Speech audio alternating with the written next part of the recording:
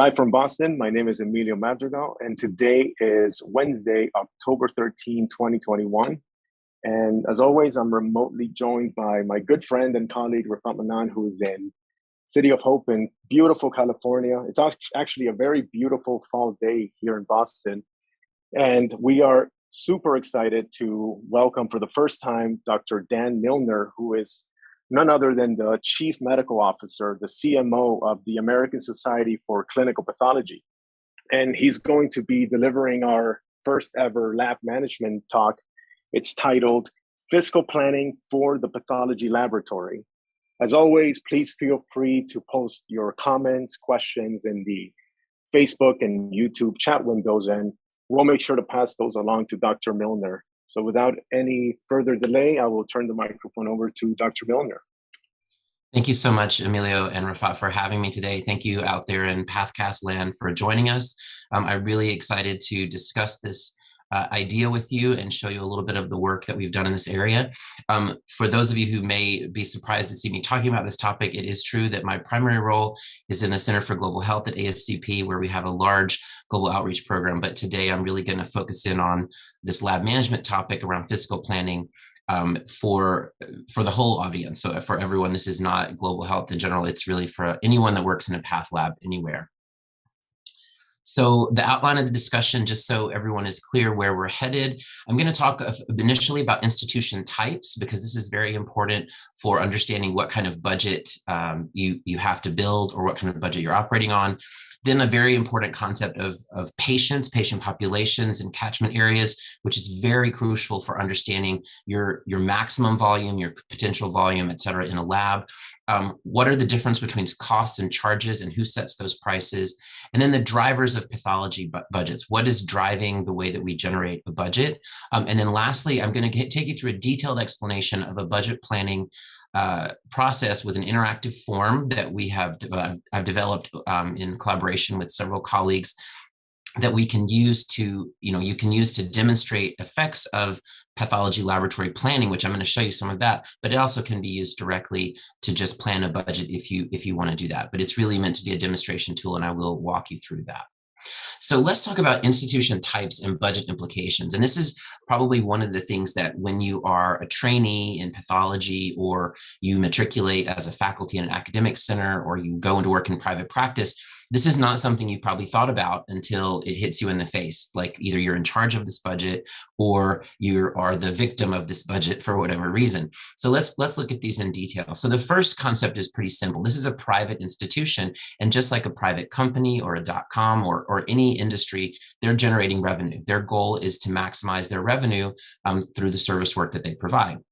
In this model, all operating expenses must be covered by revenue from the performed work. We don't necessarily have grants. We don't necessarily have institutional support or government support, et cetera. You could possibly apply for it, but in general, we're trying to generate a budget that's going to cover all of our expenses and generate revenue on top of that.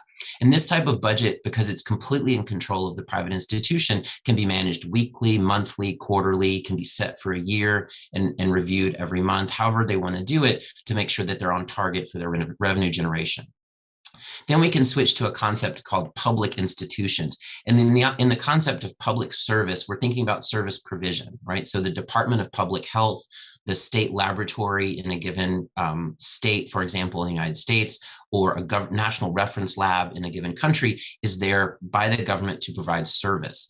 So this is often an operating budget, which is probably provided directly by the government or another funding agency to say, here's your money, run your lab. Right. And there's no expectation that they're going to necessarily generate revenue or, create a profit. It's more that here's what you need. Here's the money you need, and you can operate using that money. It can be supplemented by revenue from the performed work. So if it costs you $2 to perform a test and you're charging $2.10 to a patient to do it, you charge 10 cents to do it, and you already had that $2 covered, then you're going to make 10 cents on top of the $2 that you spent from your budget, for example. And then the budget is typically managed annually. So this is often has to be approved. It can be a 6-month or a 1-year process. And it is typically associated with things like annual procurement, right? So you'd say what you're going to need to run that lab for the whole year, and then that's what you get. And we can talk about why that's problematic a little bit. Then we can think about academic institutions, and I only make this distinction because these could be public or private as above, but they have research and training as part of their mission. And because they have research and training, they have alternative sources of revenue that or funding that may be coming into that budget and at play. So their operating budget may be supplemented by grant revenue, and that grant revenue is not only the grant money to do the projects that may have some benefits, but also the overhead of that institution. And for those of you who've worked in the United States, you know that institutional overhead can range from 25% to 75%. So if you get a grant from the NIH for $1 million, your hospital gets 250,000 extra or 750,000 extra dollars over the life of that grant, just because the grant is happening at your institution. And that is, again, going into the operations of the hospital. If you're in a non-US entity and you get in a US-based grant, typically that overhead is capped at either 8 or 10%. But in the US, that overhead is based on a negotiation between that academic institution and the government itself. And that overhead may be at a higher percentage, again, to cover these non-clinical activities. So for example, if you have a lot of space for research that's not being used for patient care in a hospital setting, that space has to be paid for: the electricity, the lease, the rent, the taxes, et cetera. And where is that going to come from if that space isn't generating revenue? So the overhead may be covering part of that as well. And then we can have something called public-private partnerships, which many of you have heard about, probably from nonprofits or the Gates Foundation, et cetera. And these PPPs have mixed outcomes, right? One half wants to generate revenue, one half wants to just provide service, and vice versa. So they may want to do research and training. So this is a combination of models with various configurations, and we won't get into the details of how complex that can be, but for purposes of the discussion, we'll think about these first three primarily. Now let's talk about patient populations and catchment area. And this is a really crucial concept because many people, when they want to open a laboratory, specifically a pathology laboratory, they're like, oh, well, we're going to get samples from wherever, right? Everybody's going to send us their samples, right? What does that mean? That doesn't mean anything unless you know these definitions and what you're talking about. So populations are important, and they can be defined by like a country. So the population of Sri Lanka is 21.8 million. The Western province of Sri Lanka as a state has 5.8 million people. And then the city of Colombo has 752,000 people, right? So we can define that population however we want to. And for our laboratory that we want to open or do whatever, we may say, we're going to serve the entire country of Sri Lanka, 21.8 million people. Or we may say, no, we're really focused on the city of Colombo, 752,000 people. But that is not who uses your laboratory, right? That's who lives in the place where your lab is, or you might be associated.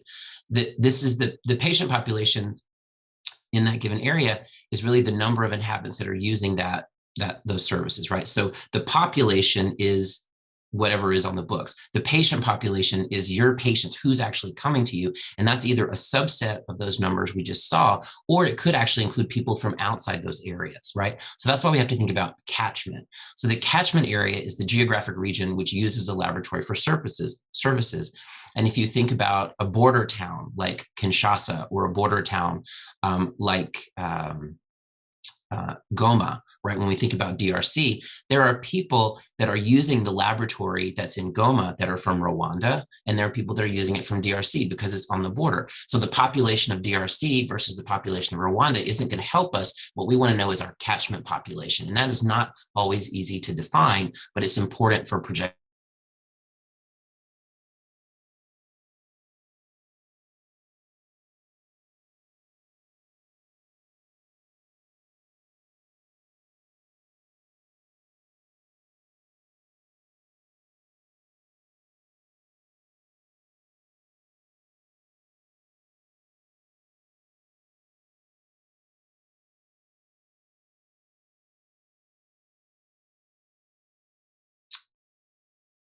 Should I continue? I'm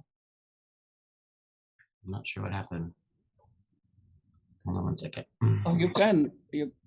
Sorry, I lost everything for just a minute. I apologize. I will continue from here, okay? Am I good? Oh. Am I good to go? Yeah. Okay.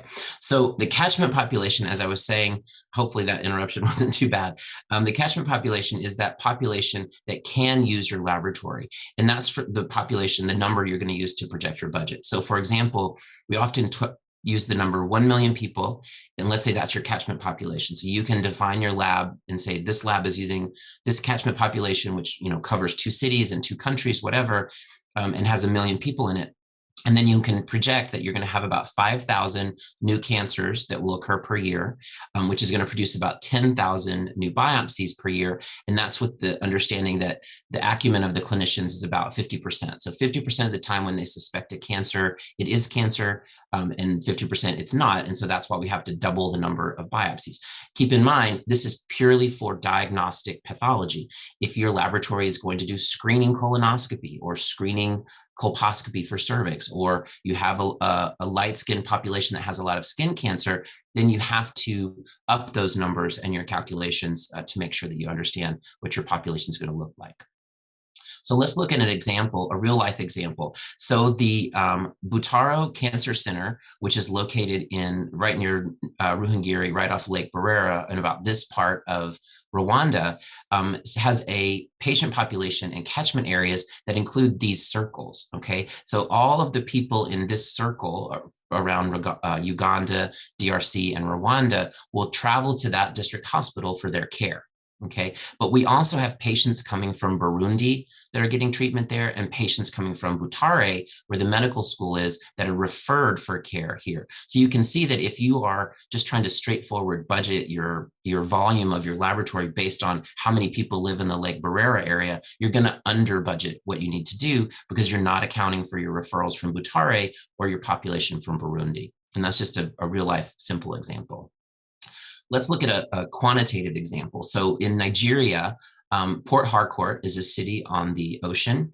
It has a population of 1,148,000, but the metro area is about 2.6 million. So we're going to call that the catchment area and let that be our catchment population as a start.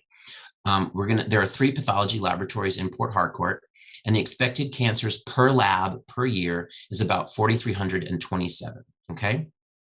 If the expected number of biopsies and samples per year is then going to be 8,653, because we doubled that, we have to look at our assumptions. So we're assuming that all patients have equal access to clinical services for biopsies and sampling. How important is that?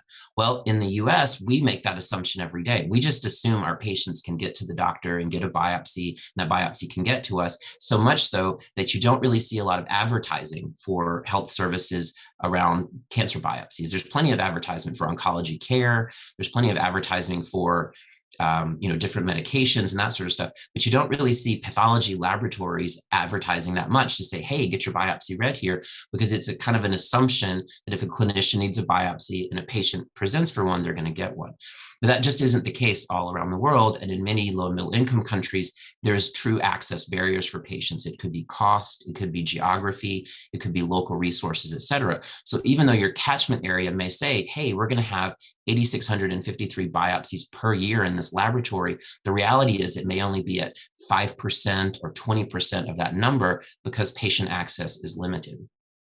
You also assume that all patients have sufficient funds to pay for pathology services. This is another type of barrier, right, where a patient may go have a biopsy, but the clinician tells them, oh, you need to take this to the lab to be read, and they can't pay for it, so they just don't do it, right? And that's kind of an out of sight kind of process, which we don't think about when we look at the US or Europe, or maybe even Australia, other places that have well-developed lab transport systems, because samples are collected and they're not handed to the patient. They're referred through a referral system to a laboratory to be read, for that report to come back to that same clinician. That is not always the case as you move across countries.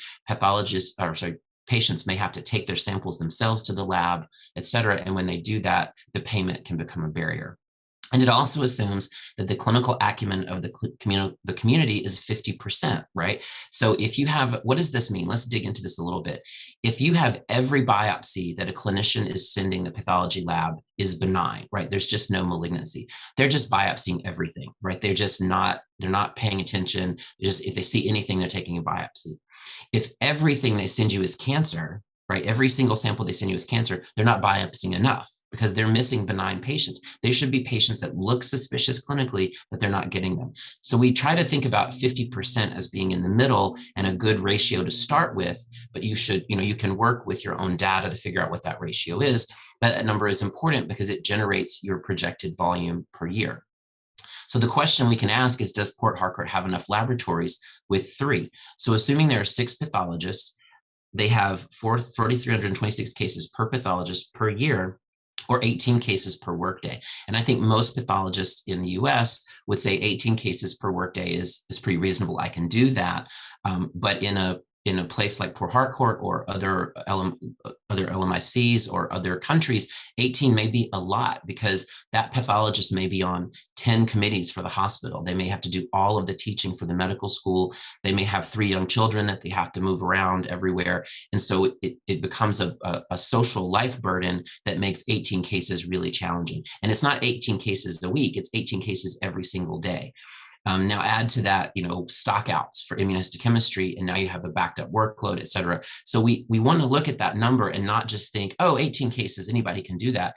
Anybody could do that in the US, but could anybody do that in every context? We're not sure. So we can't know based on just this data if they have enough pathologists or not. So let's look at cost, services, costs, and charges. So this first slide is just for overview. I'm sure all of you know this, but I just want to remind everybody that there are 4 kind of major procedures in anatomic pathology that generate tissue that can be processed in the anatomic pathology lab, which is the budgeting that we're talking about. So fine needle aspiration and cell blocks, I don't have it listed here, but cell blocks can be generated from FNA. These are quite low cost. The reagents are cost. The cytology itself has a rapid turnaround time. And we know that there's limited information and limited reach for patient lesions, depending on the radiology support that you have. But this is the entry-level tool. And we strongly encourage all labs that we work with, wherever they are in the world, even in the US, to consider FNA because of the low cost and the high yield that can happen for certain lesions. Then you've got small tissue biopsy, which goes up to surgical resection. And we all know there's a whole complexity within there. Within the US, we have CPT codes, which are specific for how big the sample is, how complex it is, et cetera. And they go from least expensive to most expensive from the point of view of services, costs, and charges. And then lastly, there's the autopsy, which is interesting in the sense that it generates the most tissue to be reviewed. Probably the most tissue blocks on average from a case is coming from an autopsy, but there's literally no reimbursement or no payment for that for most of the time. So the most challenging, complex case we have, we don't even get paid for typically in pathology, but we still have to account for that in our budget. So let's look at costs. So costs are literally what the laboratory has to pay, right? Not, this is internal. This is the deals they have with suppliers, the deals they have with government procurement, the deals they have with, colleagues who run a supply center, whatever it is. This is the dollars that they're shelling out, or the units of currency that they're shelling out to pay for the reagents and supplies that are going to run their laboratory. And what do they have to, what are their costs? Well, reagents and supplies and equipment, service and maintenance, overhead, right? The electricity, the space, the water, the internet, all of that has to be paid for somewhat from somewhere. And then the personnel, the technical and the professional personnel. The beauty of this is that there are wonderful economies of scale and scope within the concept of a pathology laboratory. Now, what is economy of scale? That means that as your volume increases, your costs go down, right? So for example, if we have an H&E staining setup that works for 10 days, we can just stain 1 slide per day during that 10 days, or we can stain 300 slides per day during the 10-day period. Now, if we do 300, we're going to have to change like the water and things quite a few times. But the take home here is that we can, once we have something set up, it can do a large volume, and that's going to reduce the cost per test that we do versus we can only do 1, and that test is going to cost us quite a lot of money. And then the economies of scope are a little bit harder to understand, but remember that we have a full laboratory set up to process tissue, to make histology slides and stain for H&E. Well, if we want to do special stains, we don't have to set up a whole new lab, right? We just cut an extra slice off that block. If we want to do IHC, we just cut a slice off that block. So that's economies of scope. Because we already have a microtome set up, we can easily add special stains. We can easily add IHC. And why is this important? Because many of the groups that we work with or conversations that we've had with different people, the people that are having the conversation don't really understand the laboratory, and they say things like, oh, we just need to have immunohistochemistry. We don't need pathology. We just need immunohistochemistry. And you have to explain to them that immunohistochemistry is pathology. You actually have to have everything you need to do H&E plus that to do IHC. And it can be very confusing for people that don't understand the mechanics of what's going on in the laboratory. And then there's services. In services, let's do a thought experiment, excuse me. So assume that the laboratory receives one sample per year. And this is kind of an easy thought experiment. The laboratory must have sufficient reagents, supplies, et cetera, to process one sample and staffing to gross, process, and read that one sample. So all the costs in this case are divided by one. You only have one sample. So the cost per sample is enormous, right? It's literally your entire budget to do one sample. That makes no sense. That would not be a real lab, but this is a thought experiment. Now assume the laboratory receives 500 or 5,000 or 50,000 samples per year. So the economies of scope come into play, scale and scope come into play. The cost per sample goes way down, right? It goes from hundreds of thousands of dollars for only one down to say $15 or $20 once you get to a certain threshold. However, that threshold is important, and that's something that you need to determine for your lab. So where the volume that you can do requires additional resources, right? More equipment or more personnel, that's the threshold of scale benefit, and that's an important feature for budgeting. So let's say you're trying to figure out the cost of your lab and you want to hit a mark where you have a certain revenue or you're doing a certain service provision. You don't want to have to add more staff because you just can't recruit people or whatever. You want to know what that maximum number is. Let's say it's 12,000 samples. So if you have 12,000 samples come into your lab, you're right at that point where if you had 12,001, you'd have to hire another pathologist, right? And that's what you don't want to do. So that's a very important concept to have in your laboratory, because once you know what that is, if you want to expand and say, you know what, we want to expand the lab. Well, when you want to expand, you want to go from 12,000 to 24,000 as quickly as possible. So you can figure out the capital investments you needed to build out that lab, as well as where are you going to get those 12,000 extra patients from? Who are you going to market to or recruit from your catchment area to get more samples coming into your lab? Are you going to acquire another lab, or how's that going to work? And that's not so much a problem. Well, that's a problem for a commercial entity or a private entity to think about that way. From a government public lab point of view, it's a completely different problem. It's like right now, only 12,000 people are getting samples done every year, but we know that we need to be able to cover about 50,000 people. So at some point, we're going to have to add more equipment to the lab to cover them. But when do we do that? And again, this model of this process can help you think about that. Now, charges are different, and most of you probably are familiar with charges because this is one of the most complicated and bizarre aspects of medicine across the board, not just pathology, across the board in the United States. This is, and everywhere probably, this is what the laboratory charges the external world for their services, right? So the cost is what it costs them to produce that result. The charge is how much they say, you need to pay me for me to issue that result to you. So nonprofit or government laboratories may charge very close to the actual cost. So if it costs $5 to deliver a test, they may charge, $5.01 because now they're recouping their cost and they're gaining 1 cent for whatever reason. A private laboratory will charge a margin, right? So they're going to say, you know what, our profit margin for this year, our goal is a 5% profit margin. So for everything they do, when they go to deliver it to the public for it to be paid for, they're going to add 5% on that. Now, of course, if they have to pay taxes, if they have fees, all these sorts of things have to be accounted for, they may have to add 7% or 12% or more in order to actually get that 5% margin. But that can all be accounted for. But the take home is they're just going to add a percentage on top of that in order to gain their margin on every sample that they produce.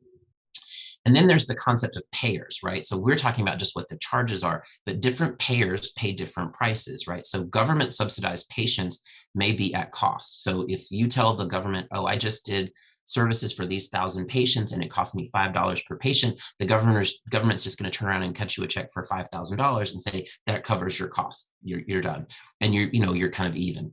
Private insurance payments may be at twice your cost, depending on the negotiation. Out-of-pocket payments from patients, where the patient has to cover whatever, for example, insurance doesn't cover or whatever the government doesn't subsidize, could be at 1.5 times that cost, whatever it is. And then grant work, really interesting, maybe at 3 times cost. So if you have an academic partner that comes in and says, oh, we want to do, 400 cervical biopsies on women that have received this vaccine that have diabetes, and we want to look to see what their microbiome looks like, right? Well, taking a swab or taking a biopsy and doing microbiome sequencing is not helping the patient, but they need you in order to process the biopsy and read it, et cetera. So it's not directly clinical care, it's purely grant swab. And in that case, they may say, well, the grant needs to pay us 3 times what it costs us in order for us to take on this work because of the extra burden and not helping patients, et cetera, et cetera. And then don't forget that impoverished patients or certain patient groups may not pay for services at all, either through a voucher system or just by, sheer way that the system is organized.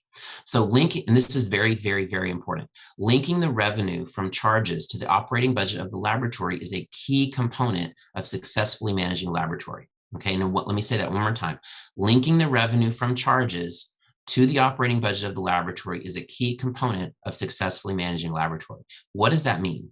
What I mean is, if you are handed, $500,000 by the government and told to run or an entity, an academic hospital, a private hospital, whatever, an operating budget, and they say, here's your $500,000, run this laboratory. And so you generate, millions of test results, or let's call it 10,000 test results with your $500,000. And the hospital or the entity that gave you that money bills the patient, right? They bill them for whatever you did, and whatever revenue that they bring in goes to them. It doesn't go to you. And then they turn around and hand you $500,000 to do that again. That's literally this at cost approach to doing that. They're just covering your expenses. But when that happens, there's all kinds of motivational problems, right? So if the finances are disconnected from operations, if you don't know where that money's going or what it's coming from or how it's being spent, there's inefficiency, there's waste, there's lack of motivation, there's misappropriation, there's confusion, and dissension can occur, right? So if you have a group of laboratory professionals that are supporting your lab and they don't see where the revenue goes or whatever, and they don't know that, the more efficient you are with all of your work, the more profit the hospital makes, plus they're not interested because they're not getting anything more than that, they're not going to be as efficient as possible. So it's really important to keep in mind that having clear transparency around finances can actually improve the function of the laboratory, the management of the laboratory, because people know that, oh, if we actually skip this step because it's really wasteful, we'll actually save $8,000 a year, and that money may be matriculated back to our lab for a bonus or something like that, or it may be used to improve this other piece of equipment that we need to do that, to improve our services. So that whole idea that, there's this sort of room over somewhere, not in the laboratory, that's bringing in all the money, and you don't know what that money is, and then they just hand you a budget. It's just really not a good way to manage a laboratory. It's absolutely happens. There are plenty of labs and a lot of labs in the United States, for example, that is the situation, but it's just not the most optimal way to manage the laboratory or to motivate the staff. So to build a proper budget, this comes from business. This is not something I made up. This is just kind of standard. To build a proper budget for your laboratory, there's different ways you can do it, okay? The most important way is to follow this typical business principle, which helps you get there very quickly. So the first is to project your revenues for the year. That goes back to everything we were talking about, your patient population, your catchment area, what kind of services you're providing, et cetera, et cetera. You have to sit down and say, okay, last year we did this. This year we're going to do what? 10% more, 5% more, 5% less, right? Think about COVID. When people were budgeting for 2020 in 2019, they said, oh, well, our revenue and our volume has grown 8% per year, for example, over the last 6 years. So let's just do an 8% projection of what we're going to have volume-wise and budget. And keep in mind, this is revenue. So if they had 10,000 samples last year, this year they're saying, oh, we're going to have, 10,800 samples, which is going to be extra revenue. And, they're going to come up with a dollar figure that says, this is how much our lab is going to make. And then COVID hits and you only get 6,000 samples.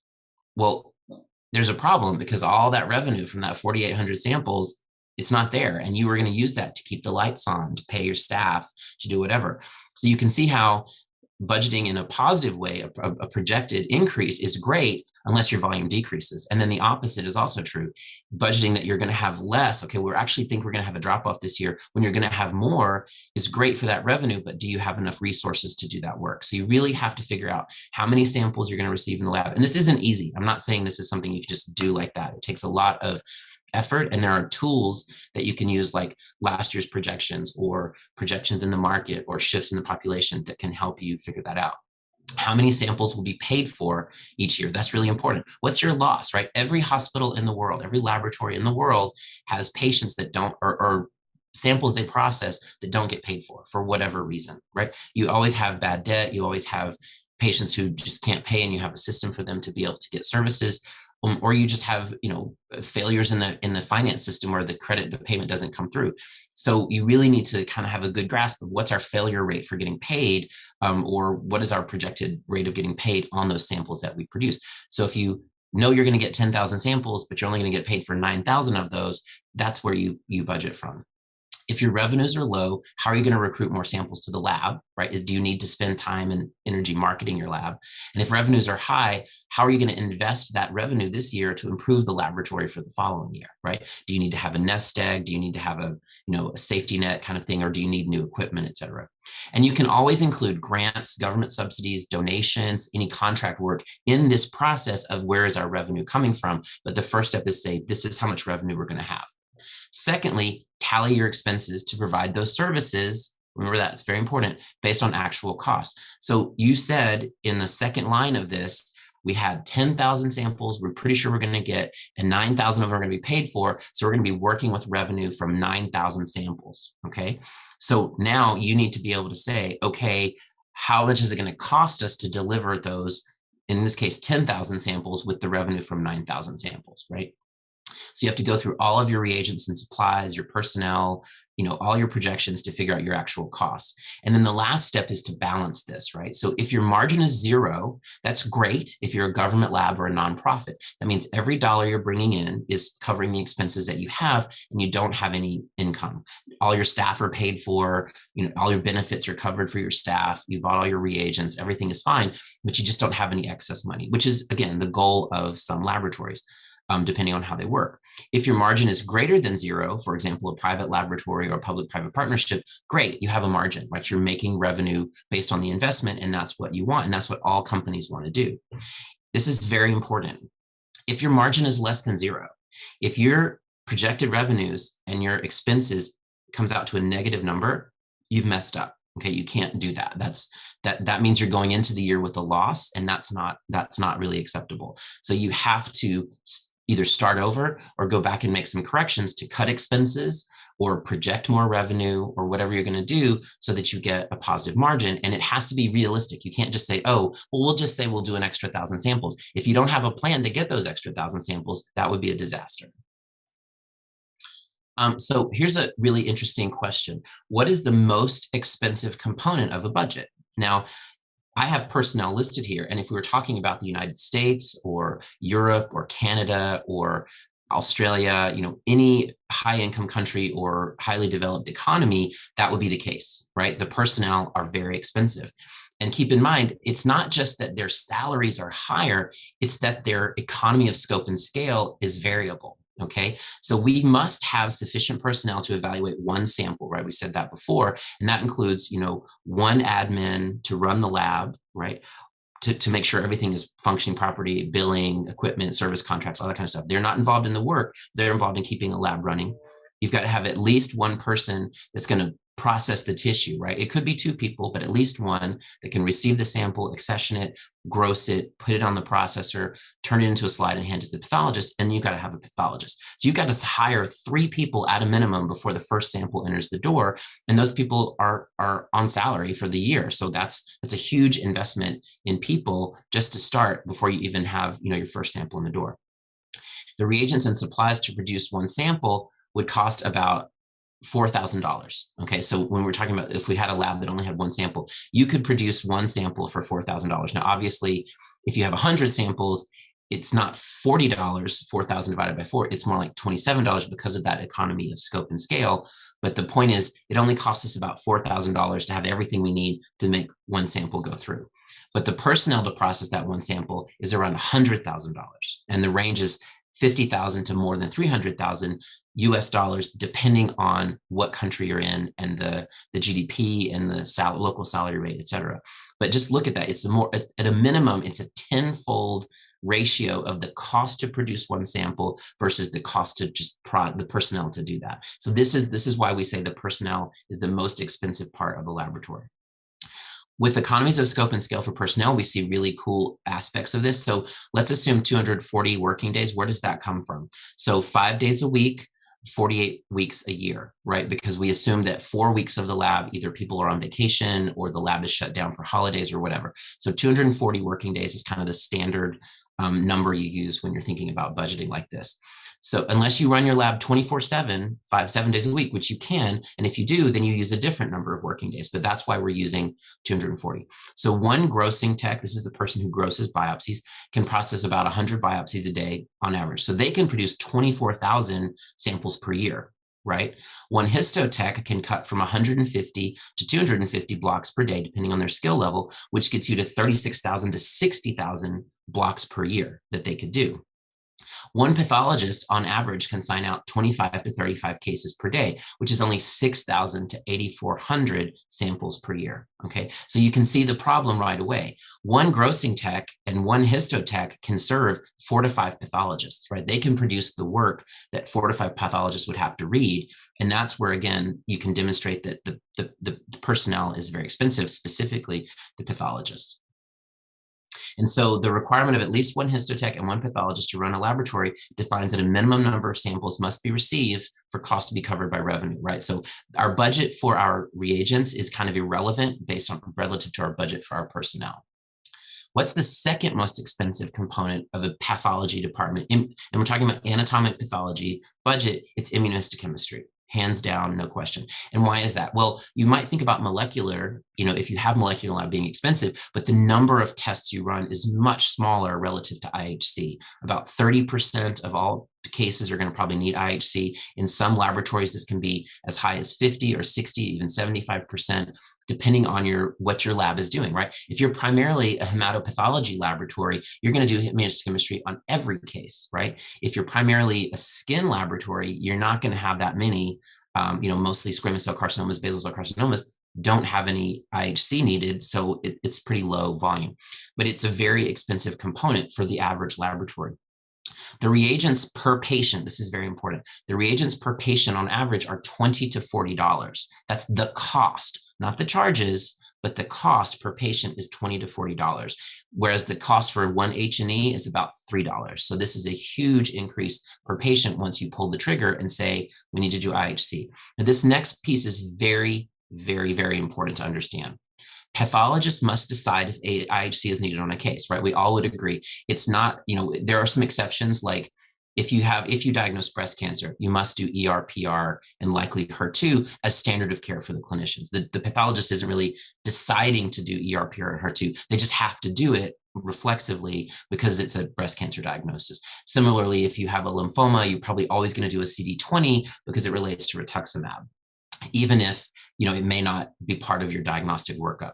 But the key here is that if the pathologist is deciding about IHC for example, working up a sarcoma or working up a carcinoma of unknown origin, or a kidney tumor that doesn't quite fit the histology that you're looking at, if the laboratory charges for IHC individually, meaning if patient A doesn't need IHC, they just pay like a low histology fee. But if patient B needs IHC, we're going to charge them more. Right? So if the laboratory charges for IHC individually, this is ethically unsound and there's a potential for corruption, right? Because it's in the pathologist's best benefit to do IHC on every case, right? They just do it willy-nilly. Now, obviously, pathologists don't do that, or they shouldn't do that. And in the US, they're penalized by Medicare, for example, or in private payers if they do that. So we don't see that behavior. But if you're in a private lab in sort of a middle income country and you're the only lab in town, you can just do IHC willy-nilly and everyone has to pay you for it and they don't know any different. And that's just ethically unsound. It's very corrupt it would be terrible to do that to a health system because you're not adding value, and it's just really sort of destructive to the morale of the medical system if it's abused that way. However, if the laboratory rolls IHC charges into operating expenses, okay, the pathologist is now self-regulating their budget. Okay, so if we say, we know it's $20 to $40 on average per patient. We know we have 10,000 cases a year. We know about 30% of those based on our data are going to need IHC. That's 3,000 times 40 is whatever it is, 12,000 US dollars or 120, whatever the number is. So now we're going to take that amount of money that we're going to use to buy all of our IHC for the year, and we're going to distribute it across every single patient, right? Across all of our 10,000 patients.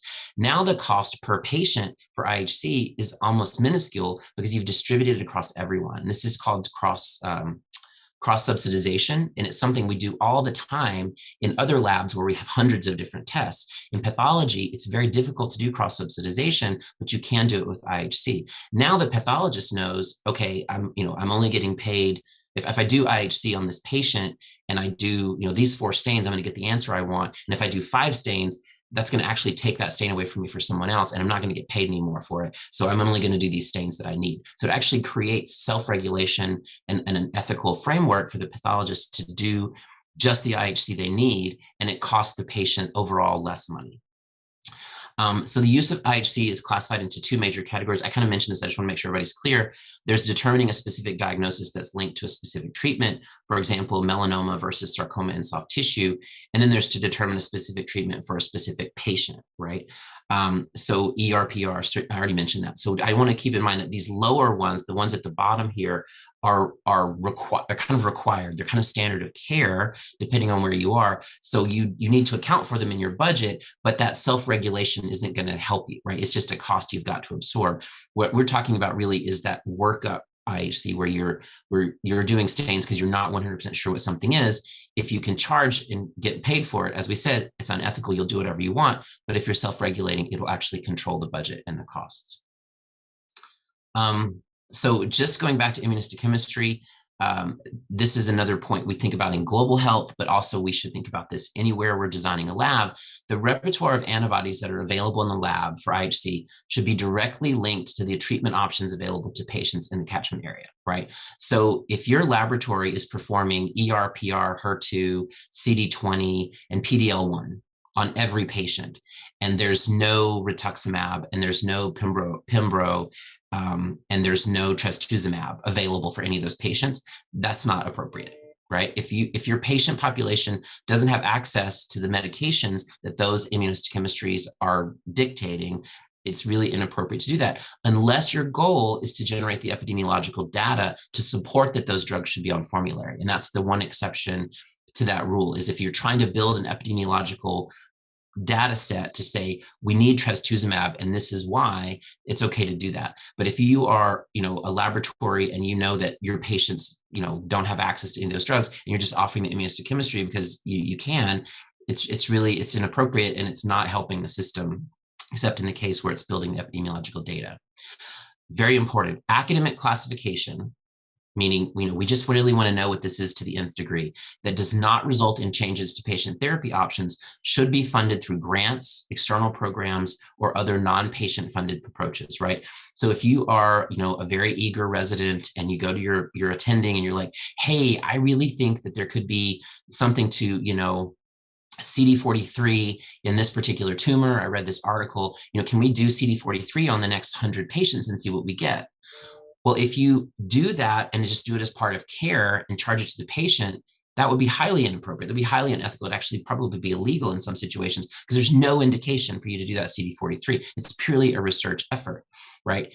And so if you get a grants to do it or money to do it and you do it, then it's totally fine because it's research, you can publish it, everything's okay.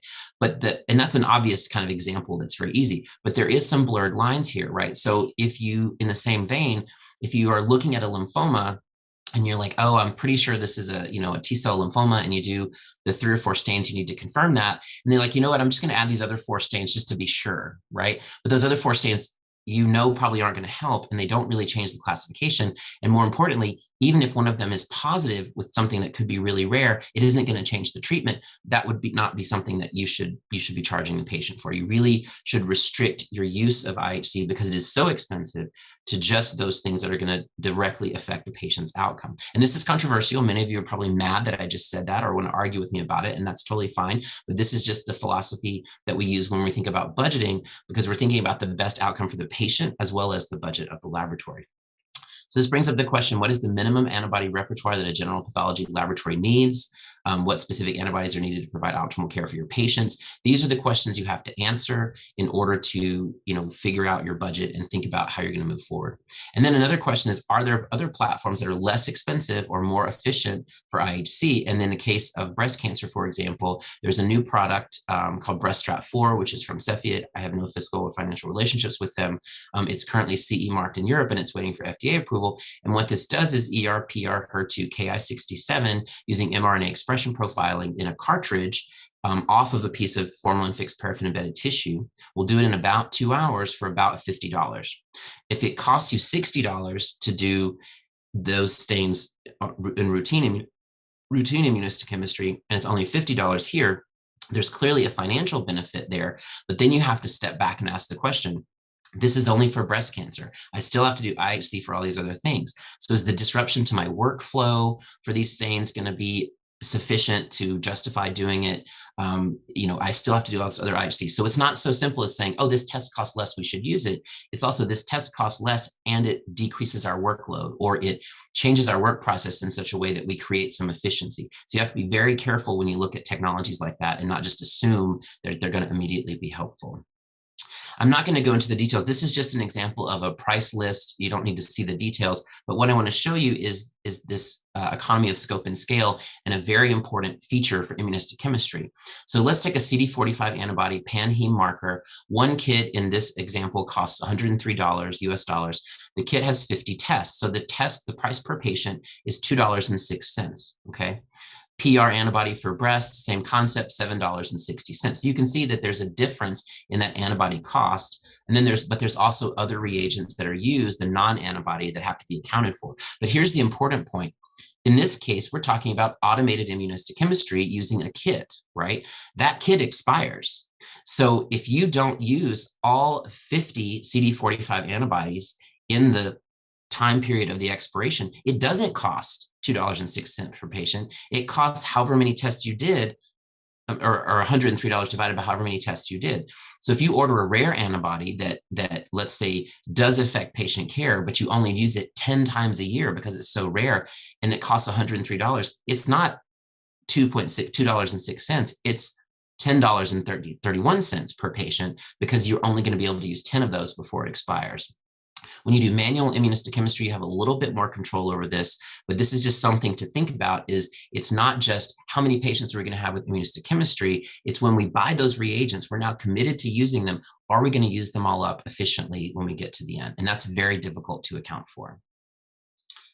So what is more logical? And this goes back to the point I was making earlier, determining the exact cost for each test and charging patients for each antibody used, or distributing the total cost of IHC across all patients equally, and then using it for whichever patients are needed, right? So that was the point I was making earlier. So we were talking about it from an ethical point of view, but now from a logical point of view, this becomes much easier accounting. You project how many stains you're going to need, the kit versions, et cetera, and then you just distribute that cost across however you're generating your revenue from your patients, grants or individual payments or whatever. So I want to switch to the model that we use to generate a lot of this data. So I'm going to stop sharing this and share something else. Give me 1 second. All right. So this is a Google form that holds the model that I was talking about briefly in here. Let me just blow it up a little bit. Hopefully you can all see. You probably can't see all of it, but it's okay. So what you see in this model is that you've got, lots of different parameters here, right? So you've got the projected volume, which you can change. Anything in a light green box, you can change. Anything that's white, the background is white, is a calculation.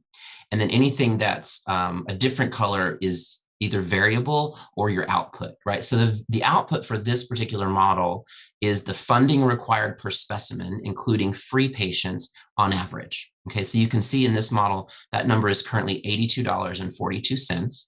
And that means that on average, for every sample that comes in the lab, we need to have $82.42 come into the lab with that sample from somewhere, from our operating budget, from grants, from the patient, from wherever. It's not saying that patients have to pay $82.42. That's not what it's saying. What it's saying is for every sample that comes in, we need to find revenue from that regard. And then out here, we can put in the list price and say, we're going to say, okay, we know it's $82.42 that we need to bring in. We're just going to make it $83. And I'll show you why that's important a little bit later. But notice here that we've got all of our grossing, our tissue processing, our embedding, our microtomy, our H&E, our special stains, our IHC, et cetera, and all of that is being distributed across all the patients, right? So let me show you what that means. Notice it says 8242 now. Let's double our patient volume. Let's say, nope, actually we have 20,000 patients. Now look at that, 7592. That doesn't make any sense. We doubled it. Why didn't it half the price? That's because we've already reached the economy of scope and scale with this model. Okay, let me show you what I mean. Let's go to 500 samples.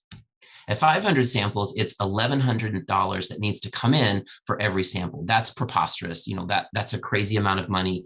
A laboratory that only has 500 samples probably can't justify its existence, right? But there are labs out there that only get 500 to 600 samples a year. And this is the challenge that they have. It's very costly to do that. If we go from 5,000 to 1,000, notice that we've cut it in half, right? We're coming down a curve on economy of scope and scale. If we go to 5,000, now we're at 130 is the amount. Still kind of pricey, but it's getting better. But at 10,000, we actually hit this kind of line where the cost is only going to go down a little bit as we add more and more samples, right? And we know at some point, if we have to add new equipment, new personnel, the cost will go up just a little bit.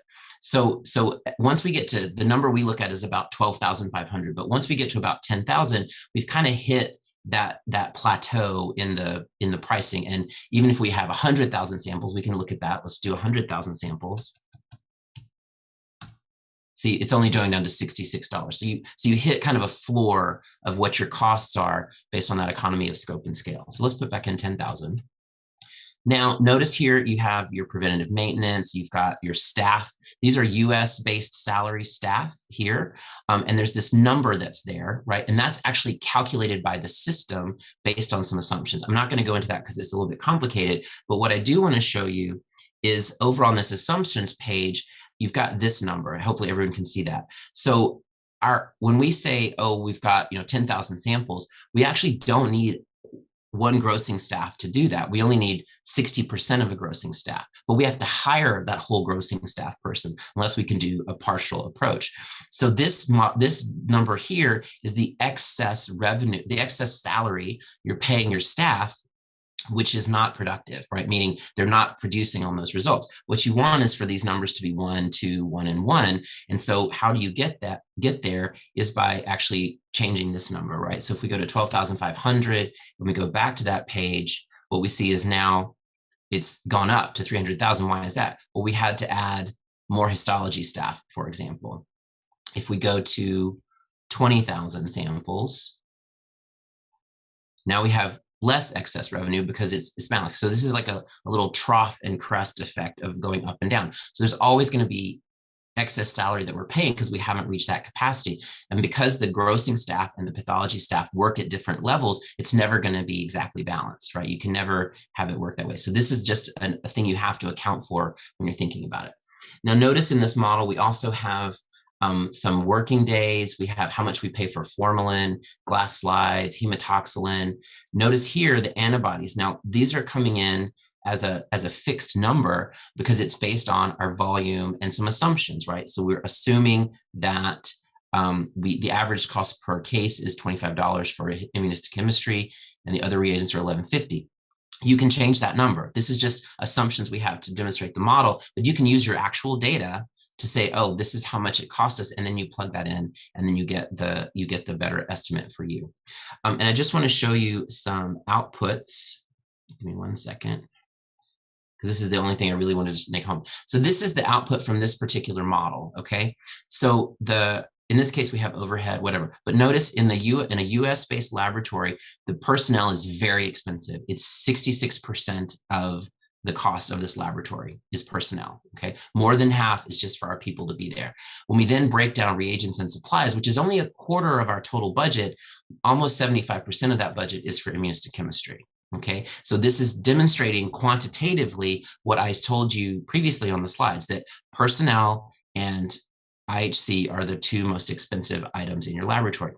Now, if we go back over here to this and we put in just a random, just like a random low middle income salary kind of approach, right? So we kind of can approximate that with a couple of numbers.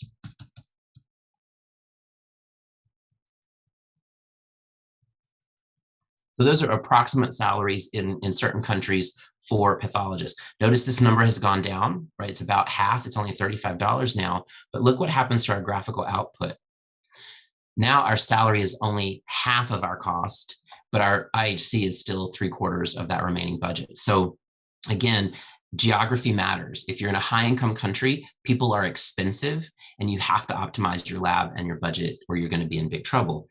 In a low middle income country, labor is not as expensive, but those reagents are not any cheaper, right? And this is a Big Mac index problem. I'm not going to get into that today, but for those of you who know what I'm talking about, if you go to America and buy a Big Mac, it's $5.65 on average. If you go to South Africa and buy a Big Mac, it's about 330 Rand. If you do the exchange rate, that Big Mac should have cost you in South Africa $4, but it only costs you really $2.24. And it's complicated, but the take home is that you pay less for a Big Mac in South Africa because of, local recognition of the economy, the way that the Big Mac index works, et cetera. When you do that for immunohistochemistry reagents, people in Africa, for example, people in India, people in China, people outside of the United States, people outside of the place where it's manufactured, right? If the reagent is manufactured in the United States, the people that are paying for that reagent outside of that are paying more than we would pay in the United States. And that doesn't make any sense, right? The Big Mac index concept would tell us that they should be paying less, but they're actually paying more. And that's a very complicated issue, and I'm not going to get into it, but the take home is that when personnel prices decrease like this, these reagent costs should also decrease, and they're not. And that's one of the barriers for laboratories in a global health setting. So I'm going to turn back to my other presentation very quickly. And I just want to walk you through a couple of data points. Give me 1 second. I got to find my controller. There it is. Okay. So here is a cost per test example, very simple, not too complicated. What I want you to notice is that once you get to a certain number of samples, you're kind of hitting a flat part of the curve, right? The difference between $300,000 and $30,000 is tenfold, but the difference between 36 and 12 is only threefold. So once you get over a certain number, you're hitting that base price or that base cost, and that helps you figure out how to budget for the lab to get your volume where you need it to be. If we look at cases per pathologist, notice that the number of tests over here, we have from 1 to 20,000.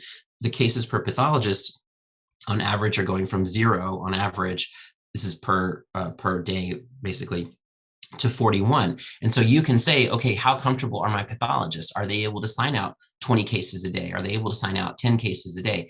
Once you figure that out, then you can look at this kind of model and say, okay, this is our projection mark for where we need to be based on our current staffing. Or if you know you're going to have 20,000 and your pathologist can only do 20 per day, you're like, all right, we need to hire another pathologist because this is coming out to 40 per day. So again, this is just ways you can use this model.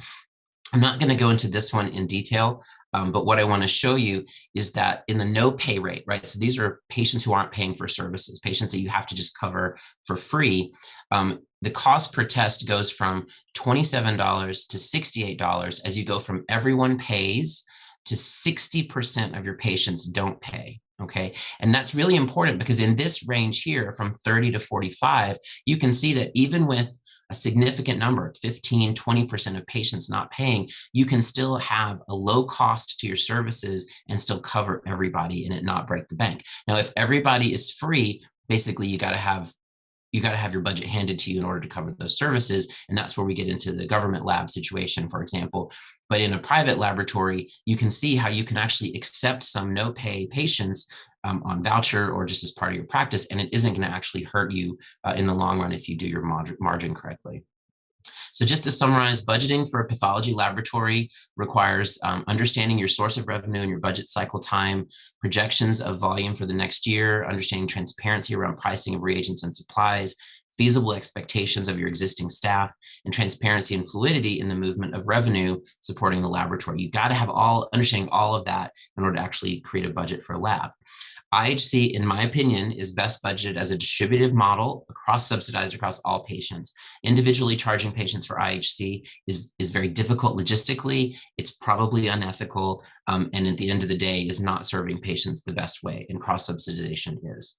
Different reagents and supplies have different use life, shelf life, use per case, et cetera, and that has to be considered specifically in the budgeting. That's what a lot of that model does that I showed you, is it looks at how many days that stain is going to be set up, how long is that scalpel going to last me, et cetera, and it accounts for that so you have a good idea of your budget.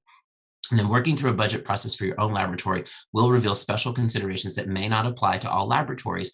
And in that assumptions page, we have the ability in the budget to just add lump sums. Like you said, okay, actually for tissue processing, everything you put in the model is great, Dan, but we actually have an extra $10,000 a year for X that we have to do related to tissue processing. So you can just add it right to the budget in that assumptions phase, and it corrects it so that your model works properly.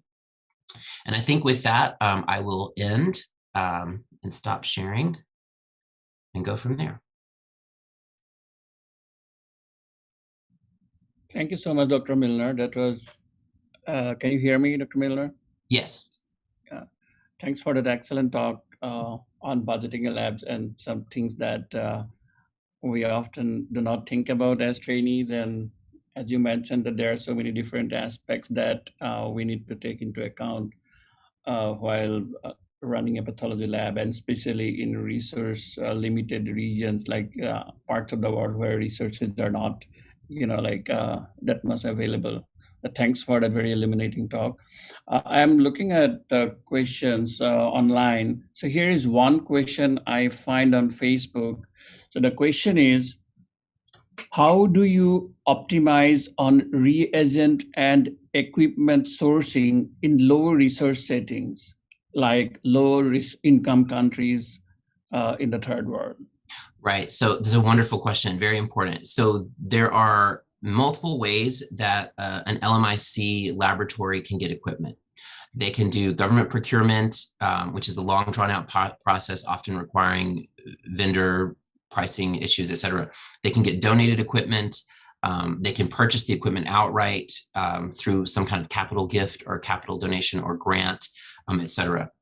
And so there's lots of different ways to get equipment, and all of that is irrelevant, right? It's the pathway through which you're getting the equipment. The important question is, number one, can that equipment function in your laboratory? Does it meet humidity requirements, electricity requirements, internet requirements, et cetera? Like, can you actually use the equipment in your physical location? So that's the first question that you have to ask and answer. And that answer can't come from the sales agent. It has to come from your thorough understanding and maybe talking with experts who understand that equipment. And then the second is, if that equipment requires service, is that service going to be available at a reasonable and affordable rate, right? I'll give you a perfectly good example. There are digital scanners for whole slide imaging that we use in pathology, right? People use those in pathology all around the world.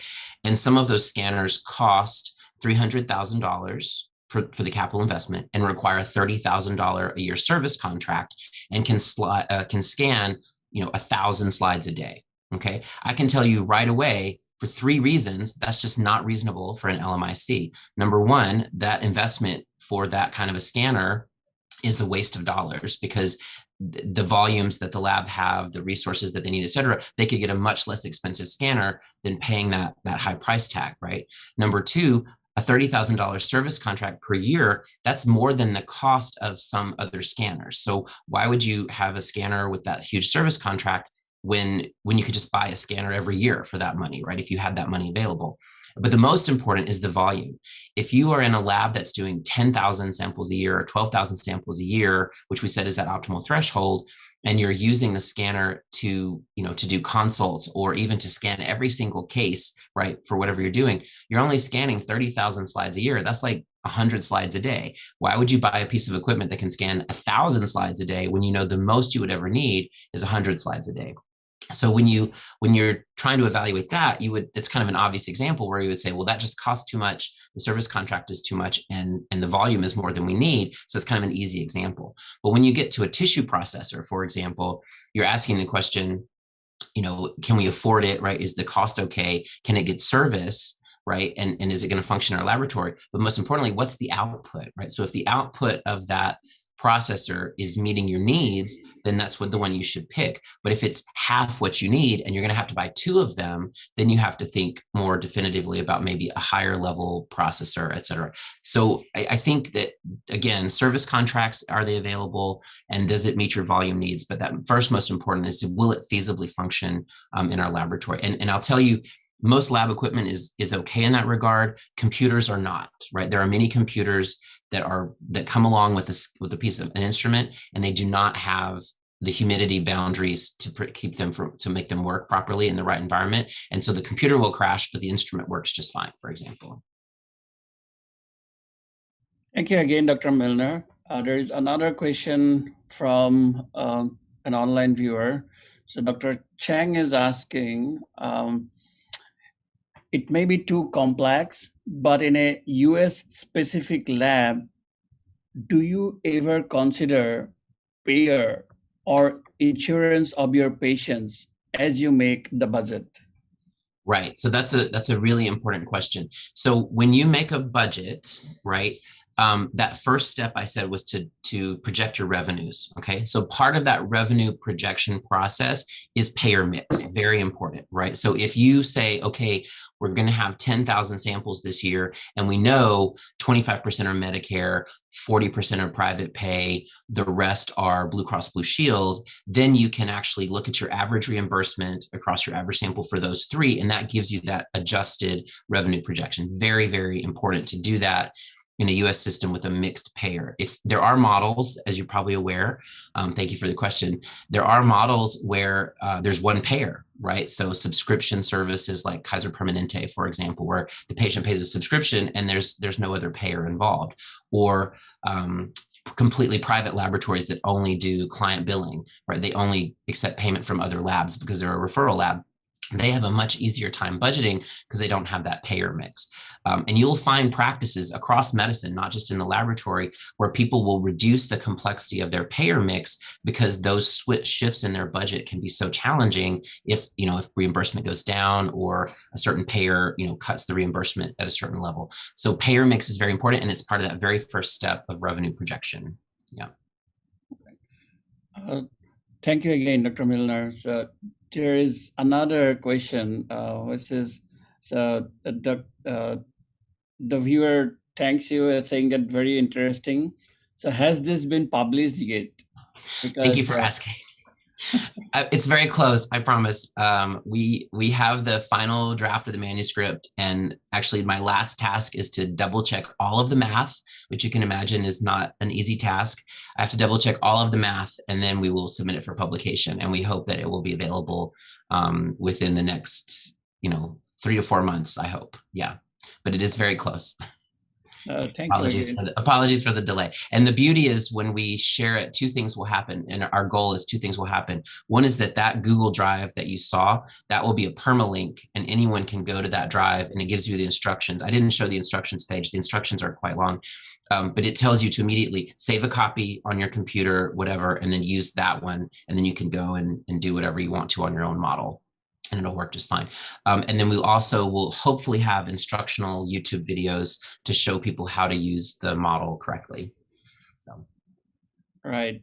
So here's another one again. So you mentioned about the different aspects of budgeting, and about autopsies that you say that it does not generate any revenue. So how do you explain that? It must be a big issue because I think the number of autopsies are also going down, and then there is probably no incentive for the department to do autopsies, right? So Yeah. how is So it addressed? yeah, so there is definitely, certainly in the United States, definitely in many other high income countries, there is an autopsy service crisis happening.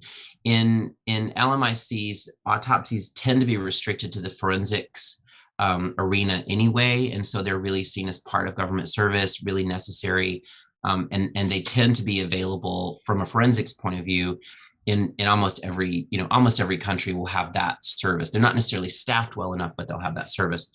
But medical autopsies, which are, the ones that we don't get paid for them, they're at the behest of the family or a clinician, and they really are for that final chapter in that patient's life to determine exactly what happened.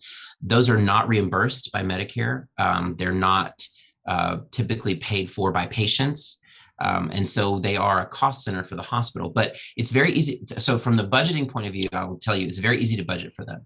You look at all your reagents and supplies that you need to do that. You look at your staffing that is devoted only to autopsy, and you can put that in as just a lump sum in the assumptions page. It doesn't matter where you put it, just put it under miscellaneous and just write autopsy. You can say, yeah, it costs us, $100,000 to run our autopsy service or whatever it is. And you put that in, and then you can budget for it. It's very easy using the model to account for it.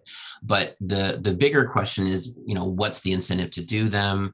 If you have a residency program, here's a really important incentive. If you have a residency program in the United States and you're training pathology residents, the Medicare is paying that hospital to train those residents, right? They're paying them their salary plus that amount again to the hospital in order to subsidize the hospital's having to train them, right? So if you're being paid that money to train them, and their training requires that they do autopsy, you really should be incentivized to deliver on that agreement and create a very substantial autopsy service. And many hospitals are trying to do that. I think the Boston Medical Center, for example, has a really excellent decedent affairs program where the pathology department hired a nurse, and that nurse, I believe it was a nurse, that nurse goes out when there is a death and talks directly with the family on behalf of pathology to let them know what an autopsy is it something they're interested in, et cetera. And their autopsy rate went up quite high once they started that service, because they were taking an active role in kind of getting those autopsies, literally going out and getting autopsies, which we always, it's also a gallows humor joke. Like, listen, we're pathologists, we can't just go out and get autopsies, but you can, right? If you make it available informationally to patients, you can do that. And I think, I'm not sure if he's still there, but Dan Rimick was the person behind that at Boston Medical Center. It was really a brilliant idea. And I think more hospitals could do that.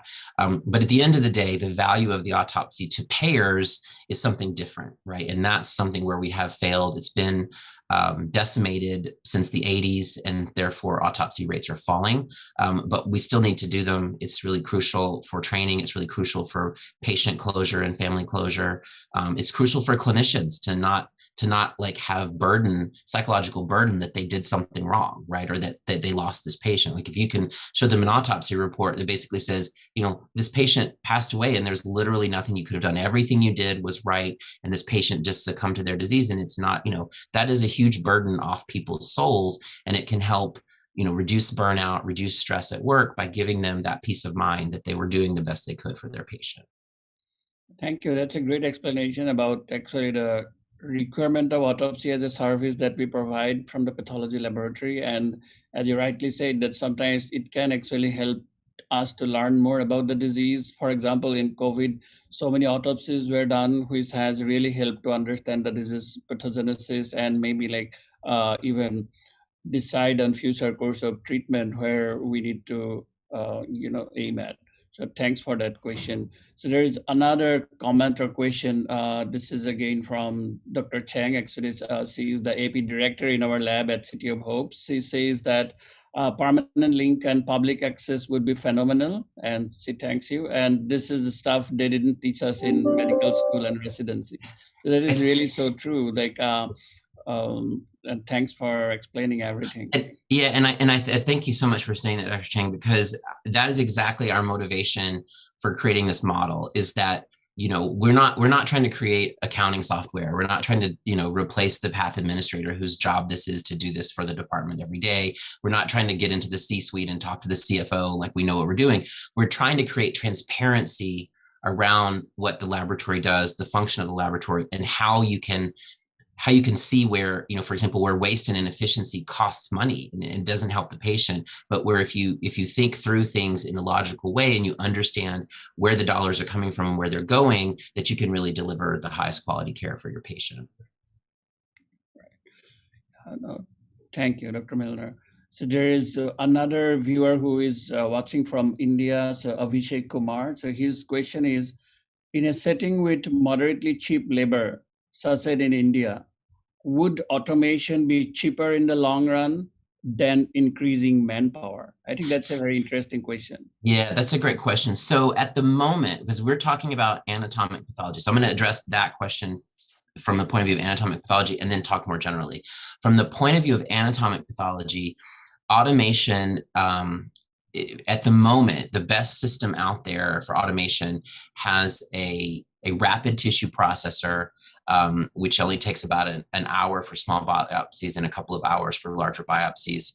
An automated embedding system, which sounds great because it automatically fills all the cassettes with paraffin and puts them in the trays and everything, except that the samples there's more work on the grosser up front. The grosser has to actually embed them a certain way using certain kinds of trays in order for that auto embedder to work properly. So it's a little bit more work up front, but the auto embedder will work. There is not yet auto microtomy or a microtome that's completely automated that I would say is reasonable. There are a couple out there from companies. They look like a Frankenstein monster. They are quite scary. They have a lot of moving parts. They look like a Rube Goldberg machine. They work beautifully. They make beautiful sections, but you can, as a person who's worked in global health for more than 20 years, I can just see every possible thing going wrong with one of those. If I try to deploy it even to India where there's good support, if I try to put one in Africa, like dust, temperature, humidity, like power cuts, like these things would just not, they are very fragile from the point of view of operations. And then there are obviously auto stainers. So when you think about that from the point of view of anatomic pathology and your question about labor, you're still going to need microtomy. And that's the most skilled piece, right? That's the piece that actually requires the art and the talent of being a histotech to cut those sections. All the other things are kind of automated anyway, right? Even on a bucket processor, the tech just presses the button and walks away. The microtomy, and to some degree embedding, but really the microtomy is the art. And so what you can do is have really highly skilled 3 or 4, even 5 highly skilled microtomists, and that's going to keep your lab volume going. Because if you only have one, they can only cut so many blocks, and all those machines can do as many as you want. So investing in microtomists and histotechs that can do excellent microtomy is always going to be better. Now, stepping back from your question and saying, in a country with cheap labor, is automation better? That's a fiscal question. And at the end of the day, it's all about volume, right? So if you have a very high volume of samples that you need to process, you have to look and say, okay, if we have 20 human touches from this workflow of people versus I have 2 automated instruments, what's the time, what's the turnaround, what's the cost, et cetera. You literally have to do the math to figure that out. In the US, they don't even bother asking that question, right? Labor is too expensive. Anything that's automated would be better, is the kind of the gestalt that people use. And so they quickly are happy to adopt automation where they need to, and they get in trouble when that automation breaks down and they don't have any trained staff to actually run it or do the manual version. But in a cheap labor, for lack of a better phrase, situation, you really need to do the math to figure out, is this the right approach? Because where you're only maybe losing 2 histotechs or 2 lab techs when you bring in automation in a lab in the US, you might lose 20 lab people if you bring in automation in a lab in India or Africa, where you're kind of overemploying because the labor is so cheap. So those people are all going to lose their jobs. And, what is the impact of that, right? From the point of view of social capital, et cetera. So I think it's a tough question, but I think what I would say is you have to do the math. You have to figure out, the capital cost of this, the savings over time, the decreased risk from an HR perspective, like what should we really do? And I think it's a challenge. It's difficult. Oh, you're muted, Rafat. Oh, sorry. So Go ahead. there is another question. Seems like someone is from India, if I'm not correct. So the question is, are the models different for clinician, physician-owned labs with pathologist being budgeted as contractor versus completely pathologist-owned labs? Great question. So this model is from the moment the sample is received to the moment the report is generated, right? And so it's kind of I understand your question. It's great, but it's kind of it's irrelevant to that. It's the costs and the revenue needed for that process from the moment you receive the sample to the moment you deliver the result. And so if it's a clinician-owned practice and the pathologists are contracting in to just come read the samples, then all of that cost is on the clinician and they still have to pay for the contract of the pathologist. So it's the same process. It doesn't matter who owns the lab. It's the process of receiving a sample and delivering a result can be budgeted using the model. And it doesn't matter who owns it. You've still got to account for those costs. Now, if you may be able to decrease the costs of your contracts because it's, because of the partial coverage or whatever, but at the end of the day, if it's contracted, all those costs are still there, right? And the only thing contracting does is saves you kind of like HR costs, right? So you don't have to deal with the benefits for that person or whatever, because they just contract and come in and sign it, but you still got to pay them. So it may reduce it just a little bit what you're actually paying them, but it isn't going to change the model overall. Yeah. I think that's a great question and a nice explanation, Dr. Milner. So being from India, I have observed few things in pathology laboratory. I have a question or a comment for you. Like I have seen that in a small place like where I am from, so even in the big city, so the private hospitals, definitely they have pathology lab, but they don't have histology because that does not earn revenue and the histology is outsourced to somewhere else. Then I have also seen pathology labs where they do, it's a private pathology lab, for example, they do all the other tests, a very little histology because it doesn't, generate much of revenue, and no immunohistochemistry at all, because I'm talking about a resource a limited area. Mm-hmm. No, they don't do immunohistochemistry because it's too expensive for them and they will outsource. But I feel that definitely it is in a way like affecting the care that is being provided to the patients, but I think they also have a reason with the finances and budgets and all. So how do you address that? So that's a great question. So actually just this past week, the Lancet Commission on Diagnostics launched the new commission. I think it's access to diagnostics, basically, and you can read it. It's online. But the take home from that I want to share is that Dr. Akingasan, who was with CDC, then is running CDC Africa, and now is the candidate to run PEPFAR to replace Debbie Birx, made a comment in his opening remarks that one of the most important things we need to do in diagnostics is move manufacturing of diagnostics to the continents and the countries where they're being consumed. And the data from the Lancet Commission that supported that is that about 24% of all pharmaceuticals that are utilized by patients in the world are manufactured in 4 countries, Europe, 3 countries in Europe and the United States, okay? And 75% of pharmaceuticals are manufactured in the rest of the world. For diagnostics, 50% of all diagnostics utilized by people in the world are manufactured in those same 4 countries, and 50% are manufactured everywhere else. Now, what does that mean? It means that there's a 25% gap in the people that are utilizing it versus where it was manufactured, and that pricing is not reflecting that, right? So if you pay, I just wrote a blog about this. I think a blog coming out this month is on this topic. But if you pay, if you go to, I'm not going to say the name of the company, but there's an IHC company. If you go to that website with your private credit card as a US citizen, you can buy a vial of CD20 for $200. Okay, as a private citizen. Now, if I'm Brigham and Women's Hospital or Yale New Haven Hospital, I can probably buy that vial for $80 because I'm going to buy so many and I'm contracting and I negotiate whatever. But as a private citizen, I can pay $200 for that vial, right? My colleague in Tanzania was buying the exact same vial from the same manufacturer, from the same website, through a distributor in Tanzania, and it cost her $700. That is completely contrary to all teaching of economics, right? The Big Mac index should say that she should be paying $130 for that vial. That's exactly the calculation. You can do it. That's what she should be paying, but yet she's paying 4 times as much. That's the problem right now that you're talking about in India. It's the problem in Africa. It's the problem everywhere. IHC is manufactured in the United States almost exclusively. There's a couple of manufacturers in Europe, and it's a low volume reagent, right? If you're selling biochemical tests, people are buying 100,000 biochemical tests, 200,000 biochemical tests. If my colleague in Tanzania is buying CD20, she's buying 2 vials of CD20 a year, right? There's no motivation to get better pricing, and they just bring all those costs over, and it's not manufactured locally, so all the exportation costs come in. So King Hassan is absolutely right. If this country if Tanzania manufactured its own CD20, she'd be able to buy it for $130. It wouldn't be a problem, right? And it would be fine because she could afford it, and then her lab would be able to do the testing.